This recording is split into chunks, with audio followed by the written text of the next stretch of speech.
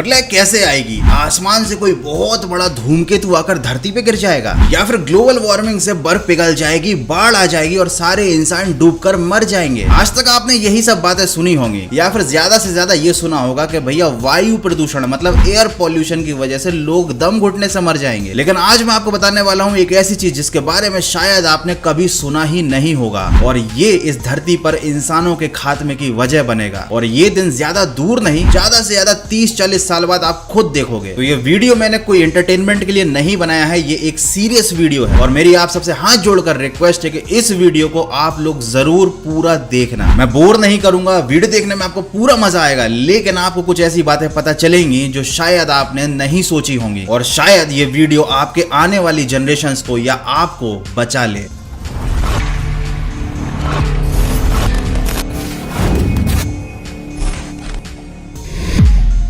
अब आप बोलोगे मिट्टी मर रही है, भैया मिट्टी में कहां जान होती है? तो अगर आपको नहीं पता तो कोई बड़ी बात नहीं है। ऑलमोस्ट बहुत सारे लोगों को नहीं पता होती कि ये लिविंग थिंग है या नॉन लिविंग थिंग, लेकिन इतना जरूर पता होगा कि मिट्टी को काला सोना बोलते हैं। मिट्टी फसलों को जन्म देती है और फसलें जीवित होती हैं। पेड़ पौधों में जान होती है, और किसी भी लिविंग थिंग को जन्म देने के लिए एक लिविंग थिंग की जरूरत पड़ती है। इसका मतलब मिट्टी जीवित होती है क्योंकि वो बहुत सारी जीवित चीजों को जन्म देती है। बहुत सारे छोटे छोटे कीड़े मकोड़े, बहुत सारे पेड़ पौधे और दुनिया की हर फसल मिट्टी में ही जन्म लेती है। फिर भी कुछ लोग बोलेंगे कि हाँ भाई मिट्टी में जन्म तो लेते हैं, लेकिन ना मिट्टी चलती फिरती है, ना बच्चे पैदा करती है, तो कैसे मान ले कि मिट्टी जिंदा होती है? तो मैं आपको बता दूं कि किसी भी जीव की तरह मिट्टी में भी लिविंग थिंग्स और नॉन लिविंग थिंग्स जैसे कि एयर, वाटर, मिनरल्स और बैक्टीरिया होते हैं, जिनके कॉम्बिनेशन से कोई भी लिविंग थिंग जिंदा रहती है। और उससे भी बड़ी बात कि हर जीवित चीज के लिए मिट्टी बहुत ज्यादा जरूरी है, क्योंकि जब ना मिट्टी होगी ना खेती होगी, ना मिलेगा आपको खाना और ना ही मिलेगी आपको ऑक्सीजन। और मिट्टी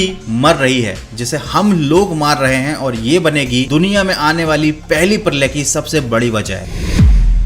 देखो ये सारी बातें तो हमको स्कूल में पढ़ाई गई हैं कि पेड़ों की जड़ें मिट्टी को बांध कर रखती हैं, और जिस जगह पर पेड़ नहीं होते वहां की मिट्टी झड़ जाती है, पानी के साथ बह जाती है और बचती है केवल रेत। और जहां पर पेड़ नहीं होते वहां पर बन जाता है रेगिस्तान। ना कोई फसलें होती, ना पानी होता, और ना ही इंसानों के जिंदा रहने की कोई चांस होते। मैं आपको एक एग्जांपल देता हूं, बहुत ही जल्द हमारे देश की राजधानी दिल्ली रेगिस्तान बन जाएगी। वहां पर रेतीले तूफान आने शुरू हो चुके हैं, और वहां के आसपास की मिट्टी रेतीले रेगिस्तान में कन्वर्ट होना स्टार्ट हो चुकी है। और ये सब हो रहा है एयर पॉल्यूशन और एक बहुत बड़े लेवल पर हुए इंडस्ट्रियलाइजेशन की वजह से। खैर आज के वीडियो में हम दिल्ली की नहीं बल्कि पूरी दुनिया की बात कर रहे हैं। केमिकल वाली खेती की वजह से मिट्टी में जहर मिलाया जा रहा है। मिट्टी से जब कोई फसल उगती है तो उसके पोषक तत्व मतलब मिट्टी के पोषक तत्व फसलों में जाते हैं, लेकिन हम मिट्टी से सिर्फ ले रहे हैं, उसे कुछ भी नहीं दे रहे हैं। उसमें पोषक तत्व देने की बजाय हम मिट्टी के अंदर जहर घोल रहे हैं। ऐसा नहीं है कि पूरी दुनिया की मिट्टी कहीं चली जाएगी और हर जगह रेगिस्तान बन जाएगा, लेकिन जिस तरीके से हम लोग केमिकल यूज कर रहे हैं, मिट्टी तो वहीं रहेगी, लेकिन उसमें फसलें उगनी बंद हो जाएंगी और केवल जहर ही जहर बचेगा। और इस तरह की मिट्टी हमारे किसी भी काम की नहीं होगी। आपने स्कूल में पढ़ा होगा फसल चक्र। पुराने जमाने में लोग बदल बदल कर फसलें उगाते थे। इससे एक ही तरह के पोषक तत्वों की मिट्टी में कमी नहीं होती थी, और साथ ही मिट्टी को रिकवर होने के लिए समय मिलता था। लेकिन आजकल लालच के चक्कर में लोग एक जैसी फसलें ही उगाते जाते हैं। मिट्टी के पोषक तत्व खत्म हो रहे हैं, और साथ ही साथ बहुत ज्यादा फसल उगाने के चक्कर में बहुत सारे खतरनाक केमिकल्स का भी यूज हो रहा है। और उसका रिजल्ट ये होगा कि 30 साल बाद या ज्यादा से ज्यादा 40 साल बाद इस दुनिया की मिट्टी कोई भी फसल उगाने के लायक नहीं बचेगी। और मैं आपको बता दूं कि आप मिट्टी को खुद से बना नहीं सकते। मिट्टी को बनने में 1000 से लेकर 1500 साल का समय लगता है, और अगर आप आर्टिफिशियली कोई अच्छी मिट्टी बनाना चाहते हो तो भी आपको कम से कम 150 साल इंतजार करना पड़ेगा। मतलब हम एक ऐसी चीज को बर्बाद कर रहे हैं जिसे बना पाना अभी हमारे लिए मुमकिन नहीं है। और बाकी बची हुई कसर हम पूरी कर रहे हैं प्लास्टिक का यूज करके। हम प्लास्टिक के वेस्ट को ऐसे ही कहीं भी फेंक देते हैं, जिसकी वजह से वो मिट्टी में मिलता है, मिट्टी में नेचुरल पानी के फ्लो को ब्लॉक करता है, और इसकी वजह से मिट्टी सड़ने लगती है और मिट्टी खराब हो जाती है। अब आप बोलोगे गौरव भाई इन सब से क्या होगा? तो मैं आपको बता दूं सीधे सीधे इन सब से आएगी प्रलय।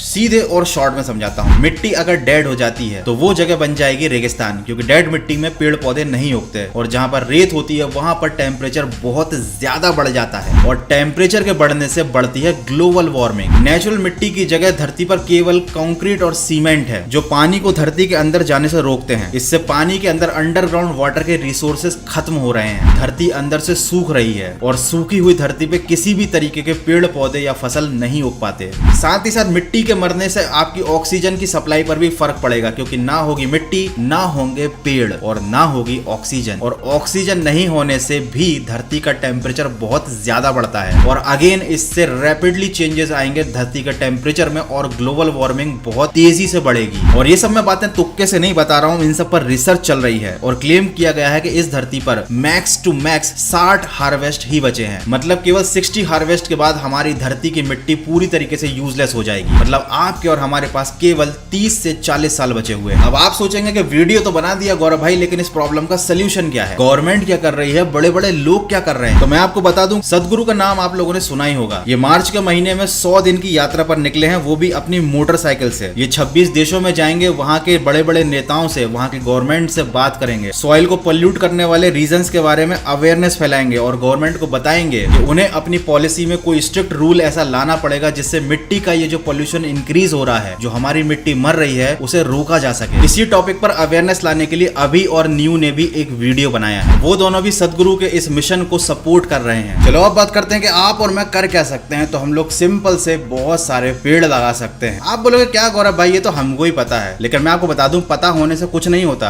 आपने आज तक अपने जीवन में कितने ही बड़े बड़े पेड़ लगाए हैं। गमलों में पौधे तो हर कोई लगा लेता है, लेकिन उनसे इतनी ऑक्सीजन नहीं मिलती। देखो, जितना आप लेते हो उतना आपको नेचर को वापस देना चाहिए। आप अपनी जिंदगी में इतनी ऑक्सीजन लेते हो जितनी आप 300 से 400 पेड़ लगाकर भी कवर नहीं कर सकते। तो अपनी लाइफ में कम से कम आप इतना तो कर सकते हो कि 100 पेड़ लगाने का टारगेट बनाओ। पूरी जिंदगी में अगर आपने 100 पेड़ लगाए तो आप नेचर को कुछ ना कुछ वापस जरूर दे सकते हो। मिट्टी को मरने से बचा सकते हो, एयर पॉल्यूशन को रोक सकते हो। इसके अलावा आप चाहो तो सोशल मीडिया पर अपनी तरफ से एक पोस्ट डाल सकते हो जिसमें आप #SaveSoil यूज करें, ताकि आपके जानने पहचानने वाले लोगों में भी अवेयरनेस आए इस टॉपिक को लेकर। देखो, एयर पॉल्यूशन, वाटर पॉल्यूशन और दुनिया की बातों के बारे में तो हर कोई बात कर रहा है, लेकिन मिट्टी पॉल्यूट हो रही है, मिट्टी मर रही है, इस बात को लेकर बहुत सारे लोगों में अवेयरनेस नहीं है। और अगर आप एक पोस्ट भी नहीं बना सकते तो आप एक सिंपल से इस वीडियो को शेयर करके वो काम कर सकते हो, ताकि आपके जानने पहचानने वाले लोगों तक इस टॉपिक के बारे में अवेयरनेस पहुंचे। देखो, हमारी मिट्टी कोई गंदगी नहीं है। Soil is not dirty. ये आपके और हमारी तरह जिंदा है, इसे भी केयर की जरूरत है, इसे भी पोषण की जरूरत है। और जब तक आप इसका ख्याल नहीं रखोगे, ये भी आपका ख्याल नहीं रखेगा। यार बस आज की वीडियो में इतना ही। याद रखो, soil is important, soil is life. तो ये वीडियो अगर आपको सही लगा है, इसने आपकी लाइफ में कुछ वैल्यू ऐड की है, कुछ आपको नया नॉलेज दिया है, तो इसको शेयर जरूर करना। और अगर वीडियो अच्छा लग गया है तो इसको लाइक जरूर करना। नए हो तो सब्सक्राइब करना। मिलते हैं अगले तगड़े वीडियो में।